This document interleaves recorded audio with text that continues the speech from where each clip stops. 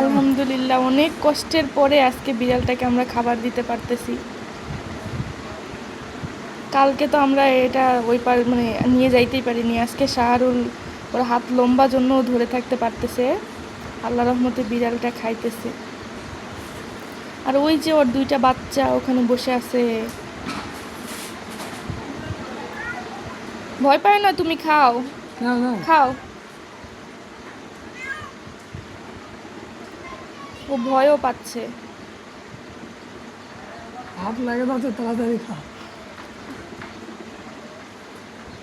মাশাল্লাহ, আসলে ও দেখতে আমাদের ক্যাসপারের মতোই অনেকটা। কদিন থেকে না খেয়ে থেকে বাচ্চারা একদম শুকায় গেছে, আর মনে হয় না খাবে না। ও ভয় করতেছে। কি রে, দেখেন, বাটি ধরেছিল তখন খায় নাই, এখন বাটি থেকে ওখানে ঢেলে দিছে, এখন ঠিকই খাইতেছে। ও মনে হয় ভয় পাচ্ছিল।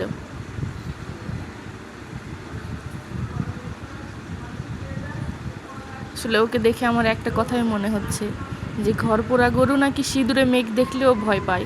তো ওর অবস্থা হয়ে গেছে তেমন। মানে ও এখন সব কিছুতেই ভয় পায় অনেক। তুমি খাও মেও। হ্যাঁ, তুমি খাও। ওর সাথে আমার অনেক আন্ডারস্ট্যান্ডিং হয়ে গেছে। আমি ম্যাও বললে ও উত্তর দেয় ম্যাও।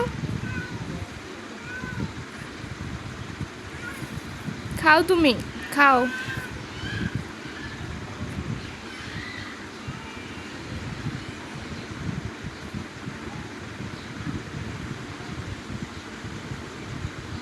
ম্যাও ম্যাও।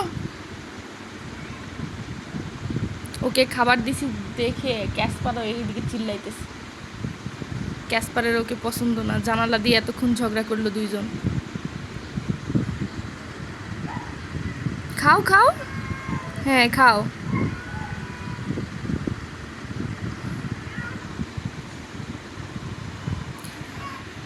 সবাই চেষ্টা করবেন আপনাদের আশেপাশে যারা এরকম কুকুর বিড়াল বা কোনো যদি জীবজন্তু থাকে তাদেরকে খাবার দেওয়ার চেষ্টা করবেন। কখনো এটা ভাববেন না যে আপনি তাকে খাওয়াচ্ছেন।